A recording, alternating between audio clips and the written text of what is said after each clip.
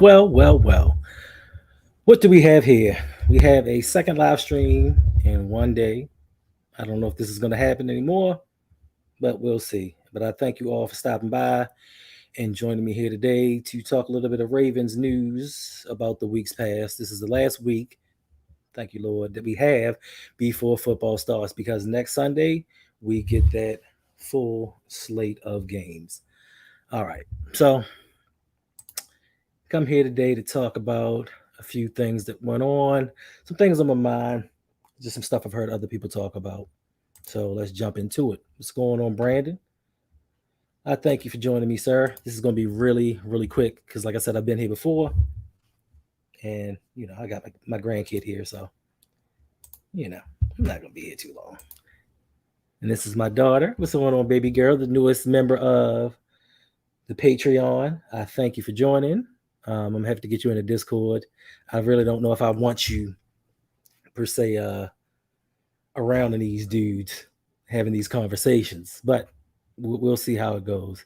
And speaking of, if you want to help support the show, you all can sign up to the Patreon as well. We have 3 tiers: East Baltimore, West Baltimore, West Baltimore County. Come hang out with me, myself, my daughter, members of the LBHT crew. See what it do.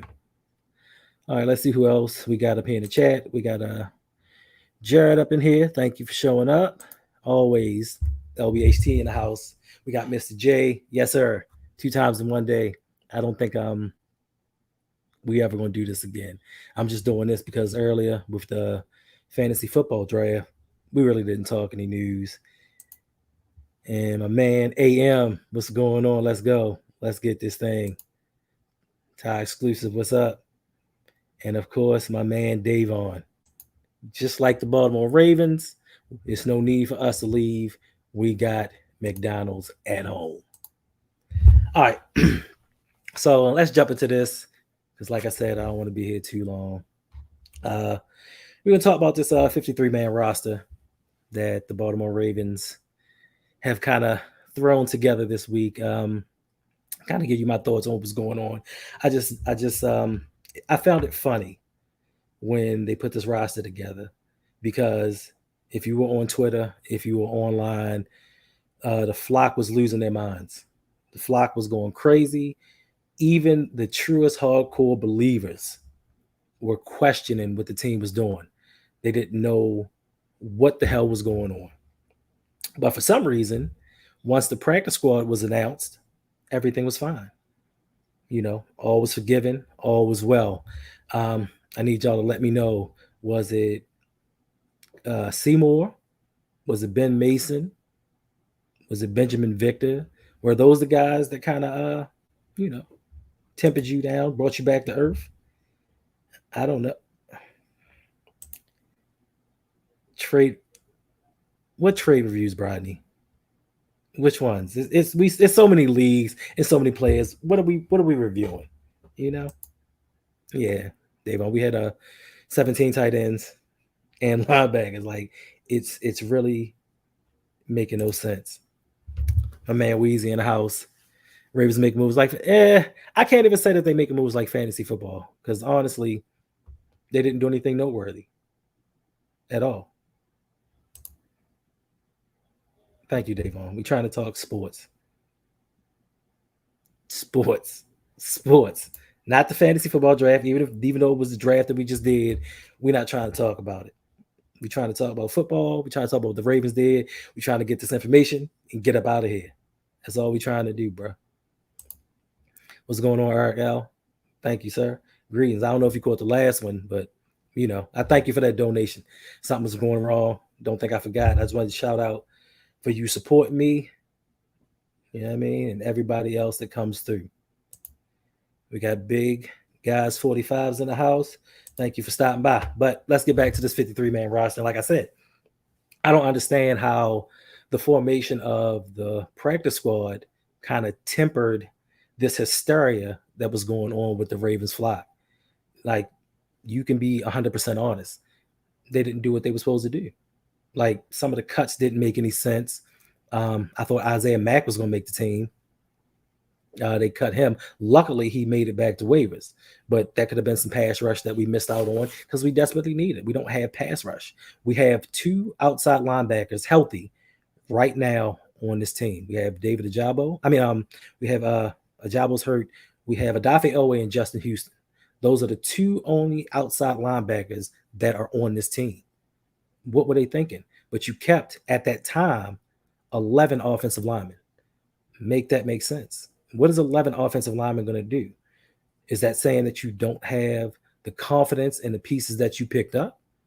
Is that saying that, look, we're going to delve deeper into this and have a battle because nothing is set in stone? Does it mean Ronnie Stanley's not healthy? Like, I really don't know. But for you to just keep two outside linebackers and hope and pray that a second round rookie comes in and makes a difference, it's mind blowing. Like, we truly are operating like we're playing Madden. Like, we've got these 99 created players all across the board, and we can just pick up anything else and keep it pushing. And it's just not what we can do. We don't have that talent outside of Lamar and a couple pieces on defense. What's going on, MDT Sports? Appreciate you for stopping by. So, I don't get why they let certain players go. I don't like the construction of this roster because, listen, we all know there's an issue going on with Lamar, his contract. And if Lamar sits out, what are we going to do? Because without him, we're winning nothing. We're not going to do anything. It just is what it is. I wasn't too high on letting Tony Jefferson go. I thought that even though as Josh Bynes, they're like the same person. Physically, they're not as gifted as they used to be, but they give all out effort. They teach the younger players. Like they bring about that older swag and that older mentality that helps this team push forward. What's going on, Amy?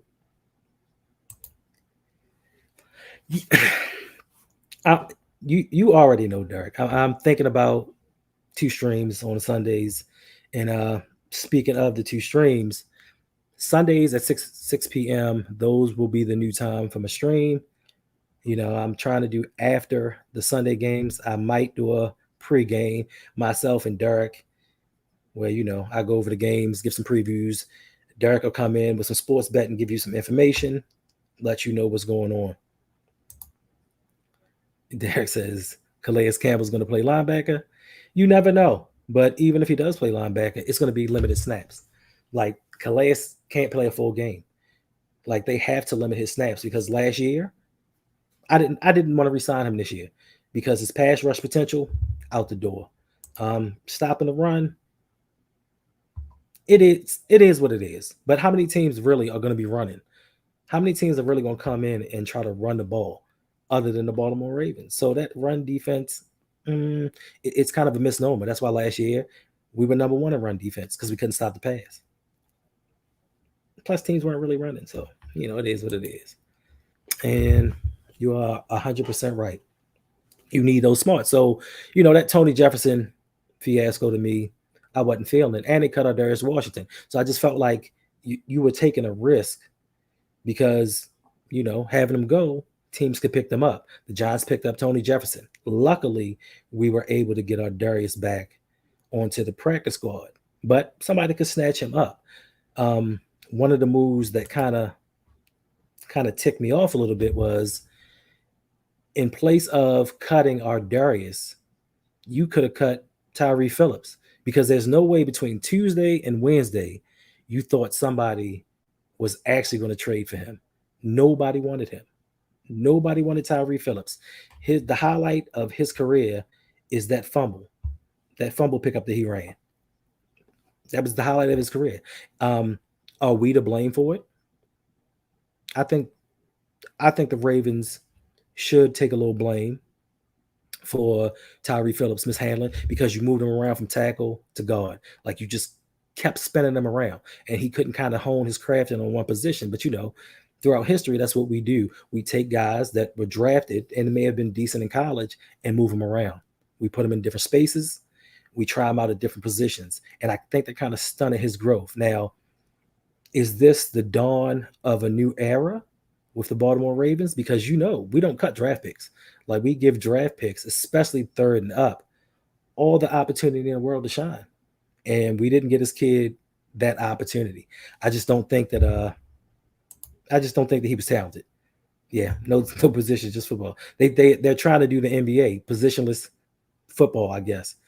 Um, we had Matt Elam, Kamale Correa. It was certain guys that in college showed certain potential, but we just did a little too much with them. You know, Tyree did get another opportunity. He's in New York right now. He's with the Giants. So Wink is in their ear, and they're picking up all the other Ravens. So we used to think that the New York Jets used to be Baltimore Ravens North.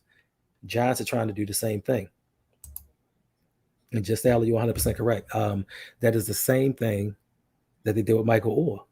And luckily, he had he had that good playoff run. I can't hold you. Listen, Michael Orr may have not been the best. He may have not lived up to his first round potential, but during that 2012 playoff run, he held his own. He did his thing. I can't take that from him. How you doing, Yolanda? Thank you for stopping by. I'm start calling you the queen of Ravens football because you support everybody, and I greatly appreciate it. I don't care how big or little they are. Like I said before, they can be the smallest YouTuber with 5 subscribers, and Yolanda's in there supporting them, and I greatly appreciate that. Also with the 53-man roster, we had the signing of Kenyon Drake. I don't know necessarily what that means for the team or what that means for J.K. Dobbins. I'm not sure if he's going to be ready for week 1. They say he could be. Now we're getting into this area of we don't need could be's. We need to know because we're a week away. We're less than a week away. This time next week, game's gonna be over. It's gonna be a new stream. We're gonna be either talking about a win or a loss. And with that, to me, the biggest proponent of us winning or losing is going to be this offensive line. And the biggest question on the offensive line is, of course, Ronnie Stanley. I'm not sure if Ronnie's going to play. We have Jonathan Harbaugh who loves to tell lies when it comes to the health of our players. He'll tell you somebody's going to be out for a week with an ingrown toenail. 15 weeks later, he's talking about they getting it cut and they'll be back next week. So I don't know. I honestly, at this time, I don't have faith in Ronnie Stanley. I don't have faith that he's actually going to be back. And even if he is, I don't think he's going to be the Ronnie Stanley of old. I think he needs a little bit more time. And then that kind of puts us into a bind because Juwan James, he's not a left tackle. He's a right tackle. And he spoke to himself. He's like, it's really awkward trying to do things the opposite way. And you're expecting him to go out here and go up against NFL defensive ends and hold his own. I don't, I don't know. Yes, you've heard Harbaugh. You've heard him lie about every single player. Now, I have to give credit where credit is due. He spoke about Tyler Linderbaum being out a week or two, and he was. But aside from that, it just didn't happen. It just didn't happen. So, to kind of go along with the offensive line situation, what are we doing with tight end? Now, I know Isaiah Likely is supposed to be the next up and coming. He's supposed to alleviate some of that presence of not having that go-to number 2 or 3 wide receiver. But what's going on with Nick Boyle? If optics tell us anything, it's telling us Nick Boyle played well into the end of those preseason games. He played in the 3rd preseason game. And normally the guys that play that much, they either don't make the team or they have something to prove. And I just think that with Nick Boyle's cap hit and us having, the weapon Pat Ricard, it's kind of a redundancy there. It's redundant to have 2 blocking players that are limited in their pass catching. What are we going to do about that? These things are going to play a part into the first 4 weeks of the season. Now, I know everyone's had the purple Kool-Aid. It's a holiday weekend. And, we're hot. We're riding high. We know football's coming up in a couple days.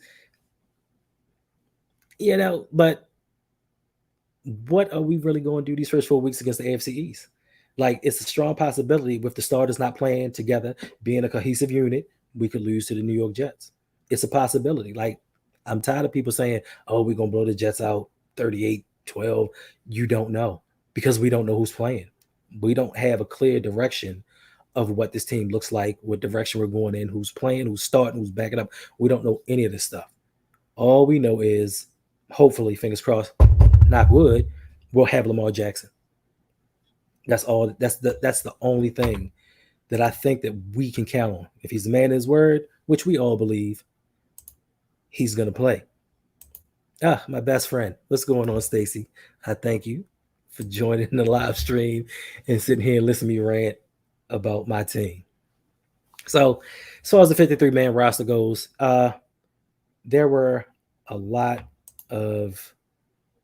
I trust Fleck to lose the game. It's possible because he was, like always, he was doing well in that last Jets preseason game until it came to that one throw. He decided to scramble and just throw it right to the guy.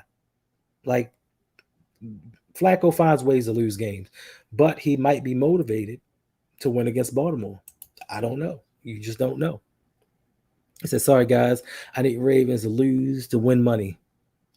I mean, that's cool. And it's not saying it's impossible, but don't count your chickens. Now, the next week going against Miami, that's going to be a little bit tougher. That's going to be a little bit tougher, a tougher game for us, especially what happened last year, and with the addition of Tyreek Hill and their new offensive system. Like, they're not going to have problems scoring the ball. And their defense with Xavier Howard, they got some pieces over there that could shut us down. We got Lunch Break Hot Take in the house. What's going on, Jose? Thank you for showing up. But yeah, we need to bring mad pressure. But how are we going to do that? Jones is hurt. Isaiah Max on the practice squad. We have 2 healthy outside linebackers. So we're putting all of this pressure on Odafe Owe, and you can only count on Justin Houston for so much. I'm not saying that Justin Houston's not good, but he's a little bit older. He's been out here for a while. Even last year, you could tell that he was getting tired a little bit because on some of his sacks, he lost on a guy because he just couldn't hold up. And at the end of the year, he started to break down. So I need to know where we're getting this pressure from. And you can't say it's going to be Calais Campbell. You can't say it's going to be Michael Pierce. Like, we really don't know. We don't know what we're getting from Pierce. We don't know if we're going to get a full season out of him. Like, we're going to have to blitz. And you're 100% correct, AM. I hope we don't have to blitz heavy either, because if we do, we're going right back to Wink scheme. It's going to be the same issue, the same concepts. You know what I'm saying? We're going to run into the same problems. And everybody's saying, look, we got Mike McDonald, we good. But the pieces that we have are going to dictate how we run this team defensively. We don't know if we're going to have Marcus Peters back. It's certain things that we don't have and we don't know. So the first 3 weeks are going to define this season. So the Jets don't know what we're going to get. We should win. Dolphins, it's a toss-up. Like, Dolphins, you don't know. And then in week 3, I believe we take on the Patriots. And for some reason, I don't care who plays on the Patriots. It can be Cam Newton, whomever. They find a way to beat us. Now, I agree with you. It's probably going to have to be a 3 safety set all day long. But like they say, offensive coordinators get paid too. Some of them, maybe not ours, but other offensive coordinators, they know in-game adjustments. They know situational football. They know how to scheme around these things. And if my layman's football brain can see what we got going on defensively, I'm sure that a skilled offensive coordinator is going to be like, look, they're going to have to run these 3 safeties. They're going to have to blitz. I got something for that. And that's why I said, look, it's not going to be a cakewalk. It's not going to be what we all think that it's going to be. So, we'll see how that goes. Yeah, it is what it is. All right, so next up that happened this week, and this is a big one. It's a big one for Broncos, and it's also a big one for Baltimore Ravens fans. Russell Wilson signs a 5-year extension for $245 million, $165 million guaranteed, and $49 million a year. Yeah. What's going on? So he signed for $49 million a year. Now, for that, how does that affect Lamar Jackson? How does it affect him going forward with this contract negotiation that, hey, next week, if we don't have him signed, they cutting things off. They cut it off, and we're gonna have to look elsewhere. So for me, how this deal affects him is everybody is talking about the guaranteed money. So they're saying, listen, Russell Wilson is a Super Bowl winning quarterback, and and Lamar Jackson just won an MVP. He doesn't have a Super Bowl to his name. So if a Super Bowl winning quarterback can sit there and take less guaranteed money, why can't Lamar do it? Well, I have one reason in particular because Russell Wilson is 34 years old. In the 7 years he has left on his contract, we don't know if he's going to make it. Lamar's 25 in the prime of his career. So why should he have to settle for less? Listen, just because Murray and Wilson decided to bring the market back down doesn't mean Lamar has to. Like, that's not how it works. That's not how it works. Now, from some sources and some things that I've heard that Lamar had made some concessions in his contract negotiations. They said he said, listen, I need one or two things. And yeah, you are factually correct. This isn't his first contract. This is his third contract. So it's a bunch of things that go into it. But I heard Lamar supposedly told the team, I need one of two things. I need at least 200 mil guaranteed. It doesn't have to be the richest contract. I just need 200 mil guaranteed. Or, and this is more important to a lot of people. Now, I don't know how true it is. Like I said, I just heard from some sources that he said, if I can't get that 200 mil, I need Greg Roman fired.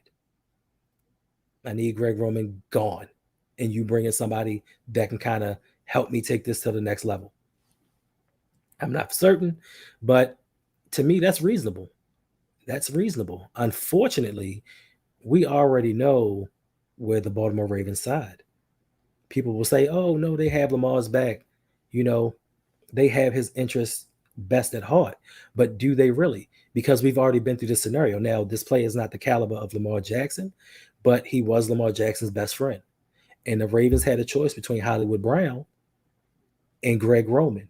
And they chose Greg Roman, knowing full well with Hollywood leaving that even with Lamar in a contract year, we are going to take this chance of alienating him, taking away his best friend and his target, and choosing this coach that Harbaugh is familiar with. And you are factually correct, Davon. We always saw it with the coaches until self-preservation kicks in. And that is John Harbaugh's best attribute, self-preservation. But being that he wasn't under the hot seat, they said, listen, Hollywood, you can go wherever. You know, this may make Lamar mad, but we got to do what we got to do. We need to stick with this offensive philosophy that we believe is going to work well. And listen, when Lamar's gone, if he stays or if he doesn't, I still believe no matter who we bring in, as long as John Harbaugh, yes, Danity, yes, Harbaugh, as long as he's here, we're going to try to run the ball. We're going to try to run the ball and forget being a passing league. What's going on, Don C? Thank you for joining me. You know, it's a daunting task to have to overcome certain things as a young black quarterback. And when you've done as much as you've done, like Lamar has done for the Ravens, he shouldn't have to go through these things. He shouldn't have to go through these things from the fan base. Ravens flock, and you know, I've said this before, we've always gone through it. Baltimore Ravens fans love their players until it's time to pay them. When it's time to pay, oh man, no. He ain't worth that. Like, what is he doing? Why is he not taking a friendly deal? Why is he not sitting there trying to help the team win? Well, when did the Baltimore Ravens try to help Lamar win? When did they say, hey, you're on a rookie contract and we're going to surround you with the best talent that we can to win? We didn't do it. Now that the roles are reversed, we want Lamar to sacrifice, because I know it's your job. you're not going to take a team friendly deal. You're going to take whatever the most is you can get out of that opportunity. And, you know, a lot of people are going to say, why? Oh, so, okay. Brady sent $10 to support the channel. Thank you. I appreciate it. He said Lamar deserves better than the Ravens. You 100% correct, Brady. Thank you for donating. Yes, he does deserve better. Um, we we say that Lamar needs to take a pay cut, but if you go by the philosophy of the Baltimore Ravens, they build through the draft and they get cheap labor. So if you're building through the draft and getting cheap labor, you can afford to pay Lamar. You can afford to give him the money he deserves because without him, we don't do prime time. We don't sell this merchandise. We aren't internationally known without him. The money that he's making this organization, it's a no-brainer. Like you give it back to him. But since you are so into having 25 picks a draft, you should be good. You should be able to fill these slots with cheap labor until you can create the team that we need to win a Super Bowl. Because the salary cap's going up. Salaries are going up. And one more thing to this that I'm going to say personally, for me, Lamar deserves, I'm going to say 57 million a year. 57. And I know a lot of people are going to say, look, it's a lot of money. It's a lot of money for a quarterback. But what I want y'all to know is the top 10 quarterbacks average salary is about $44 million a year. 44. The top 10 running backs average salary is about 13 million a year.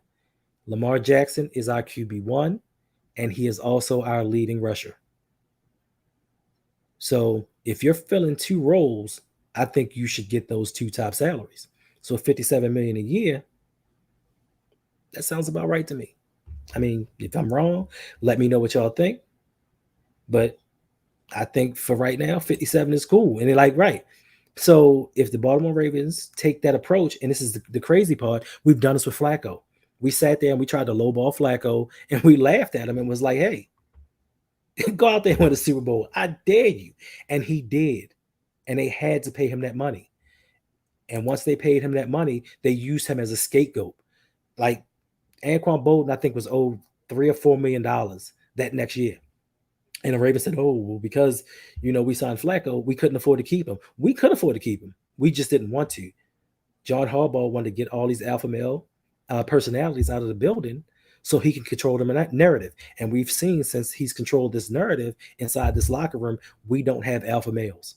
And we haven't been winning. Like, it's just been a sad thing to see. What's going on, Reverse? I wish Lamar had Kyle Shanahan as coach. Listen, I wish so too. Like, I wish we had somebody in here that would maximize his talent. Ramey says cap is going up. And that's the crazy part. The cap is supposed to go up significantly next year.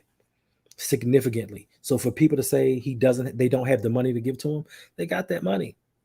They have that money. And I'm tired of people screaming outlier for certain other teams. Buffalo signed a quarterback, a receiver, a defensive end. The LA Rams, they signed everybody. Look at who the Chargers have on their roster. Like, we need to stop making excuses for this team and start holding them accountable to where they need to be. Listen, am I spoiled? You can call me spoiled from a winning franchise. It's cool. But from a Baltimore Ravens standpoint, we expect to win. We are expected to be winners. We're expected to have a winning record. So me wanting more than just getting a 12-5 record, a 14-3 record, I need more than that. I need you to get in the playoffs and show what you can do. I need the coaches to coach. I need the coaches to make adjustments. I need this team to be winners because, like my man Shug says on a regular, we got one more year. We've got one more season before that 10-year Super Bowl run is over. And you can no longer say, hey, 2012, it's a magical season. We got that Super Bowl. We can't use that as an excuse anymore. So we need to do something to make that move. All right, so it's 30 minutes. I wasn't even expecting to be here this long. So we're gonna jump into something. If y'all have any questions, hit me up. Let me know. I'll answer anything real quick. I just wanted to give a shout out to Serena Williams. If this is her career, I just want to say brilliant, masterful, class. One thing I do ask is I need these announcers to stop saying she is the greatest female tennis player of all time. Just say she is one of the greats. She is one of the great tennis players of all time. Stop putting that female in it. It's kind of like with Mike Tomlin in the NFL. Stop saying he's one of the winning. He's the winningest black coach in the NFL. No, he's just a winning black coach.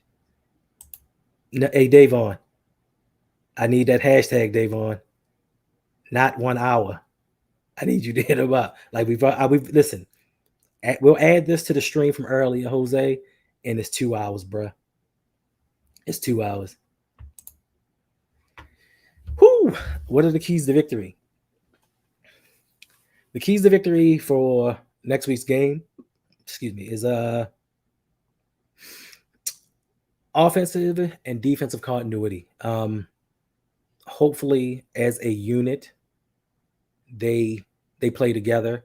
We need to find a pass rush. We need to find a pass rush from any and everywhere that we can. I don't care if we have to blitz, and we need these corners to hold up. I think that people forget. Listen, whether it is Zach Wilson, whether it's going to be Joe Flacco, the Jets have Garrett Wilson, they have Corey Davis, they have Elijah Moore, like they had CJ Uzama, and it's other tight end from Minnesota. So they have a passing attack, and they have about 3 or 4 good running backs. The offensive line, without Williams, I don't know how it's going to do, but they have a good team. So we have to play sound defensively. We have to pass the ball because I think that defensively, CJ Mosley, he knows us. He knows the tendencies that we have. Sauce Gardner, the cornerback that they got from Seattle, can't remember his name. Like they have secondary pieces. Don't know if they can stop Andrews, but they have the pieces to kind of slow us down. It's just going to be what we do on offense, as we've all known that it was going to boil down to. What are we going to do on offense? What happens if they double Bateman and they double Andrews? What are we going to do? If Dobbins isn't playing, who are we going to start? Are we going to start Kenyon Drake? Are we going to start Mike Davis? It just depends. I just think the offense is the key to our season. And, we'll go from there. And I see a lot of questions. Like, y'all don't normally ask these many questions. Well, when I say I don't want to be here, that's what we're doing. This is how we carried it today. Wow. Do you think Lamar ever signs an extension? Ever? Yes, just Allo. I think Lamar signs an extension. He's going to sign possibly a 4 or 5 year extension after this season, when he signs whatever team he's going to sign with, because it's not going to be the Baltimore Ravens. I'm sorry. If they don't get a deal done by next week and they have to franchise tag Lamar, I think he's going to sit out the force of trade. Like, listen, everybody's going to say, look, franchise tag is going to be approximately between 36 and maybe 40 mil. I think just to him, that's a slap in the face for all that he's done for the organization. So, I think he's going to sign an extension, but it's not going to be with us if we don't get a deal done in the next 7 days. That's right, Danity. Greatest of all time. Let's stop talking that just female stuff. And as far as black women go, they try to diminish the accomplishments. They try to bring it down, but we're not having it. We here to lift our queens up and let them know. All right, reverse. It's likely a Duvernay wide receiver number 2. No, Demarcus Robinson is going to be wide receiver number 2. Duvernay, I don't see it. Like, he's stiff. He can't track deep balls. I've had no faith in him. Everybody else from the jump was like, first they said Anquan Bolton Jr. was going to be number 2. Tylan Wallace. Everybody was like, oh, y'all don't know. Tylan Wallace is the truth. Did you see him in college? I saw a lot of people in college. And I've seen what people from college have done in the pros, depending on the skill set and depending on the offense that they went to. So Duvernay, no. Likely is not going to be a wide receiver number 2. He's going to be tight end number 2. He's going to play that Hayden Hurst role, unless he shows something a little different. I know everybody's high on Likely. I think he has a great upside, but once again, let's temper expectations because he did play against third and fourth stringers in the preseason, and now that his name is out there a little bit, defensive coordinators can now scheme at him. So it might be a little bit different. But yeah, I think Demarcus Robinson, from his experience and his skill set, is going to be the number 2 wide receiver. Not saying he's going to be great, not saying he's going to have more than 500 yards, but just as an aspect of depth chart goes, wide receiver 2, it's going to be Demarcus Robinson. Yeah, we can't have that. But who knows? And listen, don't get mad at me. Don't hit me up. Don't send me no bad messages. But there's a strong possibility we could go 0-4 to start the season. Not saying it's going to happen, but it's a strong possibility. Bradley wants to know OA sack total for the season. All right. So it's OA sack total to me is contingent upon one thing. Is John Harbaugh going to play him on special teams like he tried to do last year? If he's strictly just outside, I think his sack total, I think he'll get 9 sacks. If he tries to spread him thin and put him on special teams and have him doing a bunch of extra, 7. So between 7 and 9 sacks for OA this season. He could break out and get 11. I'm not sure. It just depends on if he gets some type of help or if he's our only option. Who will be the breakout star in game 1 versus the Jets? Can I cheat and say Lamar? Because Lamar's going to ball out. But if it's not Lamar, it's going to be Bateman. Like, Bateman is that guy. Like, I've seen him in practice. I've seen him live. Bateman does his thing. Like, and he gives Marlon Humphrey and the rest of them dudes the business. So I think it'll be Bateman. Yes, indeed. I told her, hey, Dawn, I told her that when I saw it. I said, oh, it's a new picture? That's what's up. You nervous about the run game? Definitely concerning when we have went all in.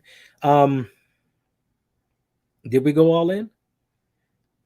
I don't think we went all in.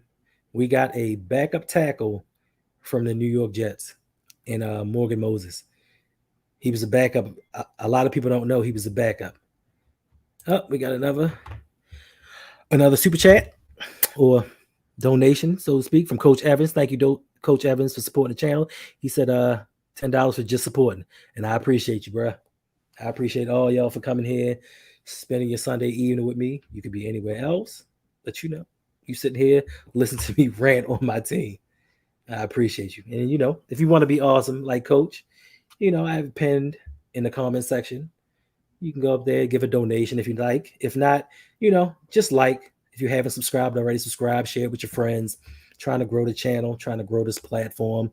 I'm trying to do some things later on, blow up, bring some people with me. Yeah, do what I do. And yes, Big Rage. Bateman, but here's the thing. You haven't heard me call him wide receiver 1. I just said he's looked good. He hasn't done a single thing, but he has the skill set to do it. Will he get the opportunity? Probably so, because with Hollywood gone, those receptions and those targets have to go somewhere.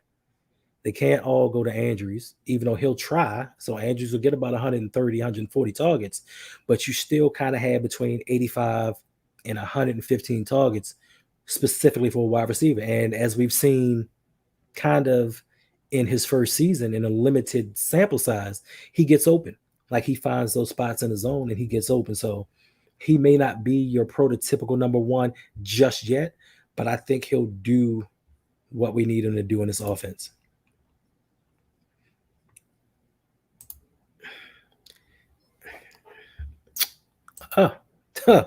Yolanda B donated. Says, thank you for the great stream. Keep up the great work, and go Ravens. Thank you, Yolanda. Once again, like I said, aside from this donation, Yolanda supports everybody. She supports every Ravens fan, and I appreciate her for that, for being consistent, for being true, whether she agrees with the people or not, because I've seen her go at some people sometime, but she's there through thick and thin. And I just want to let you know, I appreciate you. Uh, Shaheen says there's a real possibility that Lamar will ask for a trade at the end of the season.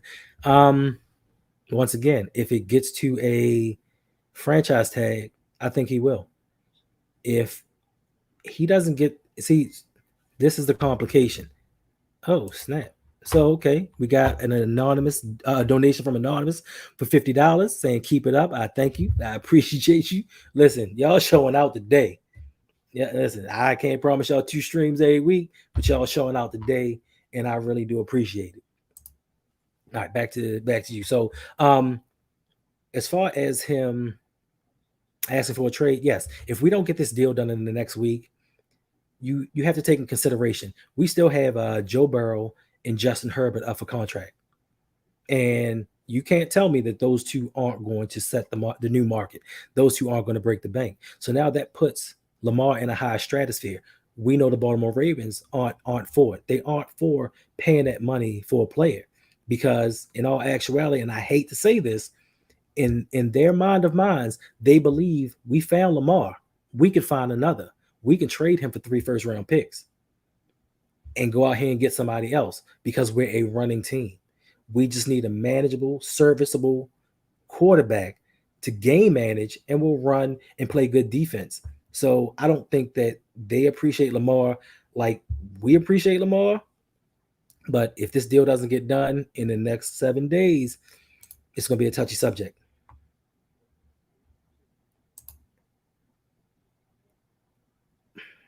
Are we serious, Rodney? Like, why? You know what he's proven. He's proven nothing. But compared to James Prochet, Devin Duvernay, Tylen Wallace, and whoever else they find at Walmart, Target, Best Buy, Whole Foods, it don't matter. He's done more than all of them combined. You can even throw Bateman in there. He has more yards than our whole wide receiving core combined. I don't think he's going to do much because, listen, you had Pat Mahomes in a passing offense. He didn't do much. But I just think for us, but once again, 400 yards, 3 touchdowns, Yes, D-Rob has a ring. So does a lot of other people that were on a good team that didn't contribute. Having a ring means nothing. College football.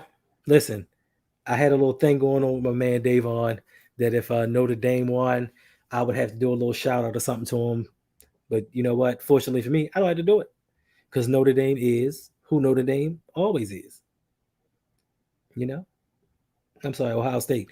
Notre Dame is they're bums. They're bums. Stop what, Yolanda? What I do now? What I say wrong now? I mean, it's all caps, so it must be the truth. Listen, y'all keep trying me. Listen, we have 44 minutes. Like I was supposed to be out here probably about 20 minutes ago. Like I want to get to my grandbaby.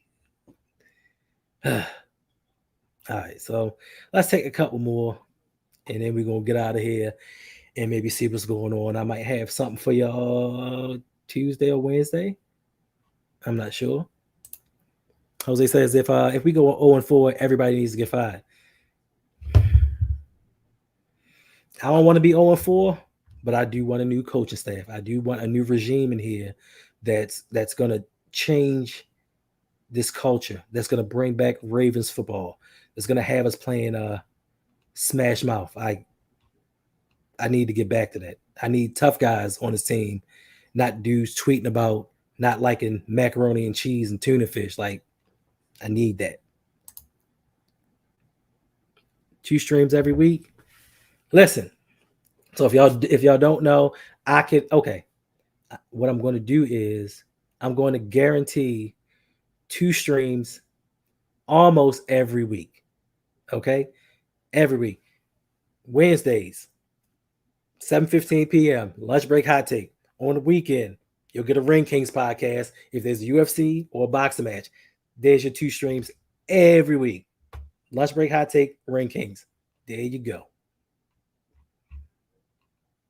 All right. So hold on. Are you talking about 2 streams for me or them? Because listen, they got you. Listen, with the LBAC crew, we got you. It's like Wu Tang. So between all of us, we'll combine them. You get your 2 streams. Yeah, me.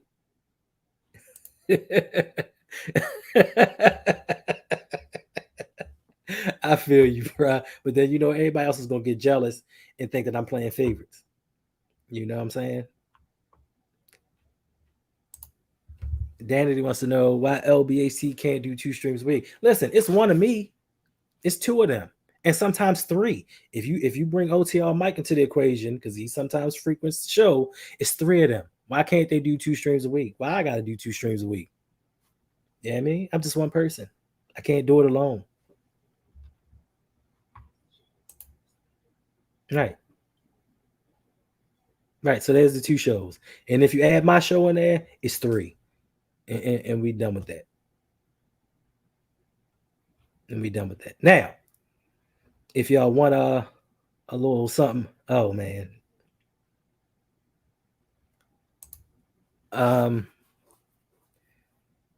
He lied. Y'all, he giving y'all 3 streams. Who coach? Who's giving 3 streams? I forgot. I forgot about that one. So it's all right. So possibly I might be there for 2 streams. Maybe.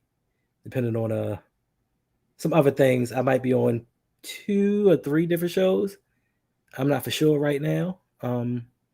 So yeah, you'll see me at least twice a week. Yeah. Yeah, you'll be seeing me at least twice a week. So I don't know why, but I'll be out there. But yeah, it's been over 45 minutes, almost 50. I was intending on being here for about 20 minutes, 15 minutes. So we're gonna get up out of here. I appreciate everybody that came through. LBHT, Danity, Yolanda, Davon, AM, Ramey, Sip the Tally. I appreciate y'all. Hopefully you all will be back every Sunday, 6 p.m.